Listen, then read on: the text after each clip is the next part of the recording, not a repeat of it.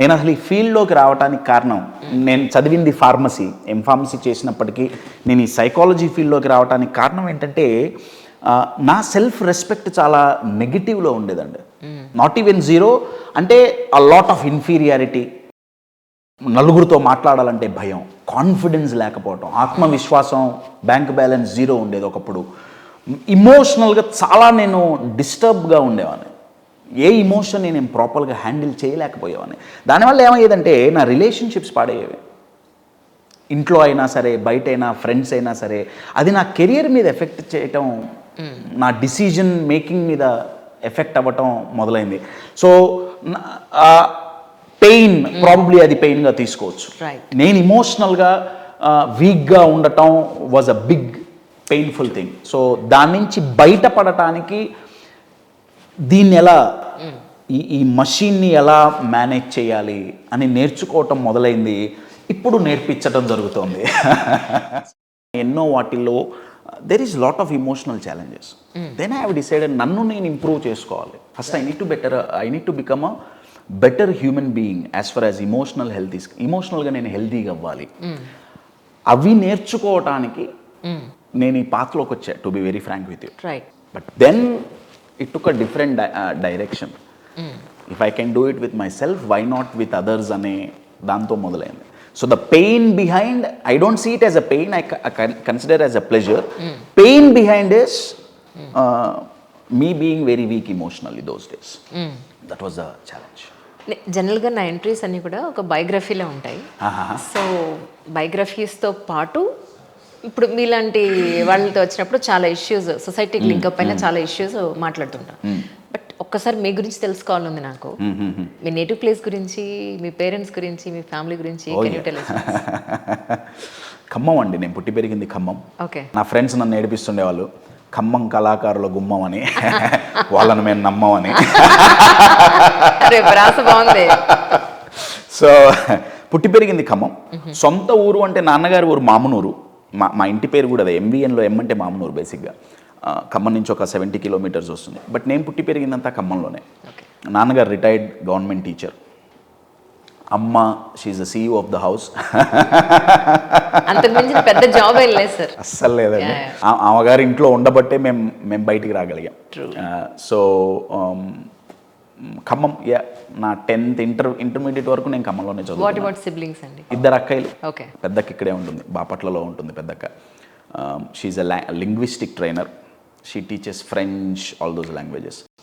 Then చిన్నక్క యుఎస్లో ఉంటుంది, అక్క బావ యుఎస్లో ఉంటారు. She into IT. సో అయితే ఇప్పుడు మీరు చదివిన చదువుకి ఇప్పుడు చేస్తున్న ప్రొఫెషన్కి సంబంధమే లేదు. ఒక రకంగా ఉంది. ఫార్మసీ నేను చదివింది వేస్ట్గా పోలేదు. ఎందుకు పోలేదు అంటే సైకాలజీ అండ్ ఫిజియాలజీ రెండు ఇంటర్ రిలేటెడ్ అండి. కరెక్ట్. నాకు ఫిజియాలజీ తెలుసు కాబట్టి నాతో ఒక క్లయింట్ కూర్చున్నప్పుడు, ఎస్పెషల్లీ 1-on-1లో కూర్చున్నప్పుడు, నేను 2 ఆస్పెక్ట్స్లో వర్క్ చేస్తాను. ఒకటి సైకాలజీ తరపున మార్చడానికి, ఇంకొకటి ఫిజియాలజీ తరపున మార్చడానికి. ఫిజియాలజీ మారితే సైకాలజీ మారుతుంది, ఆర్ సైకాలజీ మారితే ఫిజియాలజీ మారుతుంది. It's a hormone game. నేను చదివిన ఫార్మసీ నాకు ఉపయోగపడింది, ఇప్పటికీ ఉపయోగపడుతుంది. But as you said, yes, qualification wise it's pharmacy, but this is. కానీ మోస్ట్ ఆఫ్ ద టైమ్స్ మీలాంటి వాళ్ళు ఏం చెప్తారంటే ఫిజికల్ ఆరోగ్యం బాగుంటే మెంటల్ ఆరోగ్యం బాగుంటుంది అని అంటారు, మెంటల్ హెల్త్ బాగుంటుంది అని. బట్ నేను చూసింది ఏంటి, అన్ని రకాల ఆరోగ్యాలు బాగున్నా కూడా మెంటల్గా కొంతమంది సిక్ ఉంటారు. And at the same time as you said emotionally వాళ్ళు చాలా వీక్ ఉంటారని అంటారు. అంటే ఇక్కడ నాకు ఈ 2 అర్థం కావు. ఏంటంటే ఏడుపు వస్తే ఏడవాలి, నవ్వు వస్తే నవ్వాలి, బాధ వస్తే ఏడవండి, ఎందుకు దాచేసుకోవడం అనేవాళ్ళు ఒకవైపు ఉంటే, లేదు దీన్ని బ్యాలెన్స్ చేసుకోవాలి, దాన్ని కూడా ఎంజాయ్ చేయాలనే వాళ్ళు ఒకవైపు ఉన్నారు.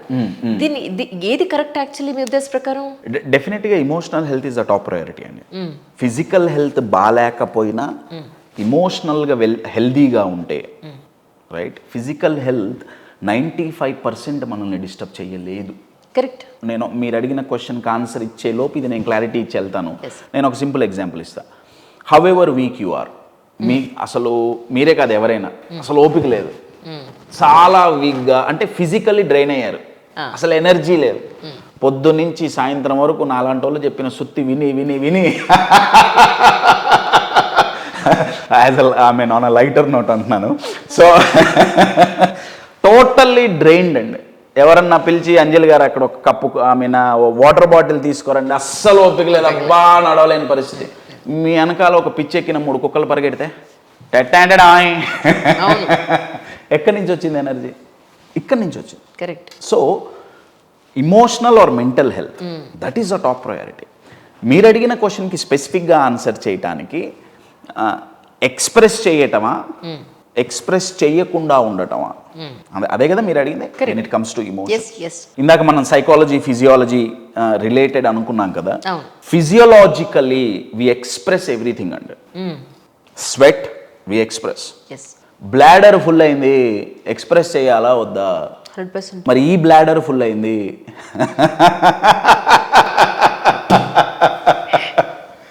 ఈ బ్లాడర్ ఫుల్ అయినప్పుడు ఎక్స్ప్రెస్ చేస్తే ఎగ్రెషన్ అండి, చెయ్యకపోతే డిప్రెషన్. అది అది మనకి రివర్స్ పడుతుంది. అయితే చాలామంది ఎక్స్ప్రెస్ చెయ్యకపోవటానికి, మనం ఎక్స్పీరియన్స్ అయ్యే ప్రతి ఇమోషన్ ఎక్స్ప్రెస్ చేయకపోవటానికి కారణం ఏంటంటే మనం వాటికి లేబుల్స్ పెట్టాం. ఇది పాజిటివ్, ఇది నెగిటివ్, ఇది గుడ్, ఇది బ్యాడ్. సో బై డెఫినేషన్ మనకేంటంటే మనకు నేర్పింది ఏంటంటే నెగిటివ్ ఇమోషన్స్ మనం ఎక్స్పీరియన్స్ చేయకూడదు. ఫర్ అన్ ఎగ్జాంపుల్ భయం. ఓ నువ్వు భయపడుతున్నావు అంటే నువ్వు ఇమోషనల్లీ వీక్గా ఉన్నావు. మనల్ని మనం వీక్గా ఎప్పుడు పోర్ట్రే చేసుకోవాలని ఎవడో అనుకోడు. Correct. Right. So fear, anger are ఇందాక అన్నట్టు సాడ్నెస్ రిఫ్లెక్ట్ అయ్యేది బిహేవియర్లో, బాధతో ఐ మీన్ టు సే ఏడవటం అలా రిఫ్లెక్ట్ అవుతుంది. చాలా మంది ఏమనుకున్నారంటే ఇవి నెగిటివ్ ఇమోషన్స్ కాబట్టి మనం వీటిని ఎక్స్ప్రెస్ చేస్తే మనం వీక్గా కనపడతాం. సో వాటిని దాచుకున్నారు. నా ఉన్నట్టుండా ఒకసారి ఎక్స్ప్లోడ్ అయితే బయటికి లేకపోతే లోపలికి. ఎక్స్ప్రెసింగ్ ఈజ్ ఆల్వేస్ పవర్ఫుల్ అండి. అయితే yes, how we express we need to learn. నేను కాదను. Right. But to answer your question, holding on to any emotion చాలా చాలా డేంజరస్. మీరు ఇది బాగా గుర్తుపెట్టుకోండి. బ్లాడర్ ఫుల్ అయితే పోతాం, ఐ మీన్ టు సే వాష్రూమ్కి వెళ్తాం. మరి ఈ బ్లాడర్ని మనం ఎందుకు ఫుల్ చేసి బ్లాస్ట్ అయ్యేంత వరకు తీసుకోబోతున్నాం? రైట్. అవి ఒక ప్లేస్ నుంచి ఇంకో ప్లేస్కి ట్రాన్స్ఫర్ అవుతాయండి. చాలా చాలా డేంజర్ అది.